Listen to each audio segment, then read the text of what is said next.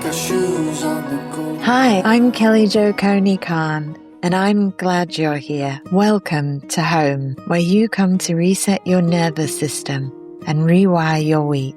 Today's episode is called The Life You Don't Have to Earn. Recently, I've been thinking about how many people are waiting for permission to enjoy their own life. Nobody usually says it that directly. Instead, it comes out in small ways. Someone tells me they'll relax once the business feels more stable. Another person says things will feel easier when the children are older. Someone else is waiting for the mortgage to reduce, debt to clear, or the next qualification to finish, the next goal to land, or the next version of themselves to finally arrive. Occasionally, the number is bigger. They are waiting for their next million or to reach 1 billion, waiting for success, freedom, retirement, peace.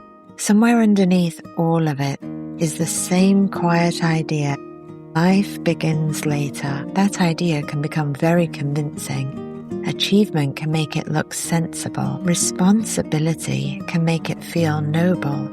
Pressure can make it seem necessary. Yet over time, the nervous system begins to learn postponement as new neural pathways in the brain are constantly updated. Then it doesn't learn presence or enjoyment.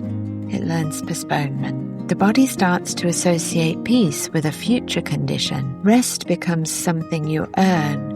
Joy becomes something you schedule after everything else is handled. Pleasure becomes a reward for being useful enough. Eventually, people can spend years preparing for a life they are already living. One thing I've noticed, especially with high-functioning people, is that success does not automatically teach you how to enjoy success. Money can change circumstances. Status can open doors. Achievement can create options. But still, the nervous system may continue running the same old program. Keep going, prove more, stay ahead. Do not stop yet. I've met people with very modest lives who can truly enjoy a cup of tea. Equally, I've met people with extraordinary success who struggle to enjoy a free afternoon without feeling guilty, restless, or behind. Peace does not automatically arrive when the bank account changes. Contentment is not downloaded into the body at a certain income level. Presence is practiced. This is not an argument against ambition. Personally, I love meaningful work. Building something that matters can be deeply energizing. Growth, contribution, creativity, and purpose are beautiful parts of being human. The problem begins when work becomes a way of postponing life rather than participating in it. There is a difference between building your future and abandoning your present. Lately, I've wondered whether many people misunderstand what they really want from retirement. Perhaps it is not the absence of work. Most thoughtful, creative, capable people do not actually want a life with no meaning. Maybe what they want is freedom from the internal pressure, freedom from proving, freedom from the feeling that every day is a test of their worth. Retirement, in that sense, is not about stopping. It is about softening. Imagine living internally as though you had already arrived, while still working, creating, earning, parenting, leading, healing, and growing. Nothing about that means giving up.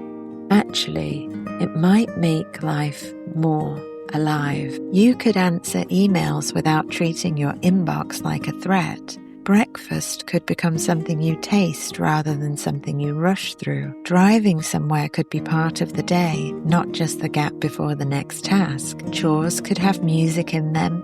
Dishes could be washed by someone who is already allowed to enjoy being alive. Ordinary moments can become places where the nervous system learns, I do not have to wait until everything is finished to feel safe here. That matters because the to-do list has never promised to end. Life will always contain another task. Another responsibility will appear.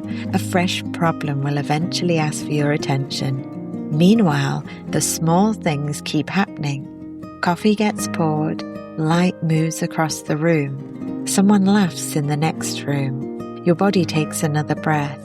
A day passes. Waiting too long to enjoy these moments teaches the system that life is always elsewhere.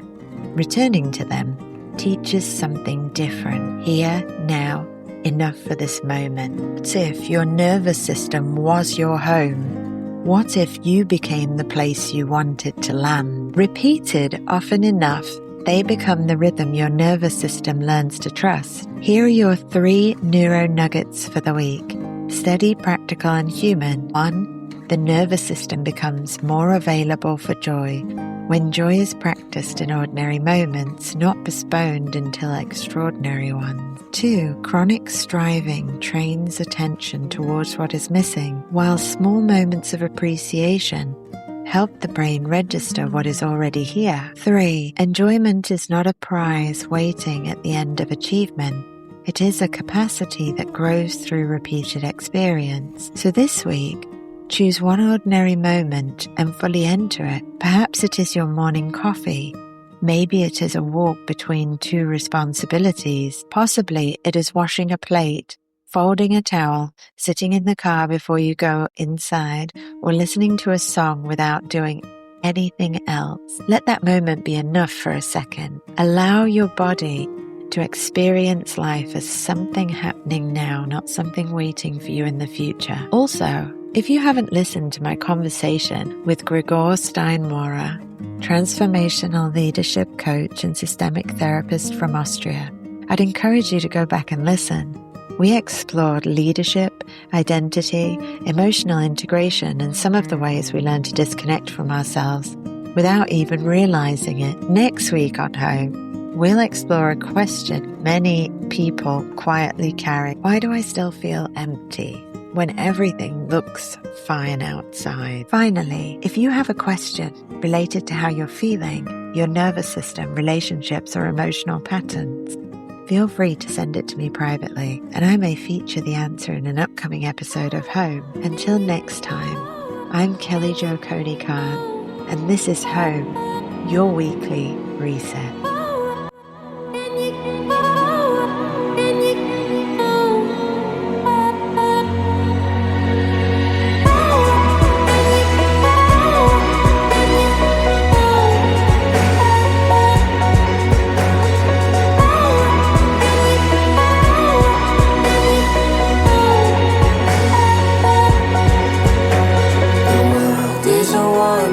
Place when you slow it down.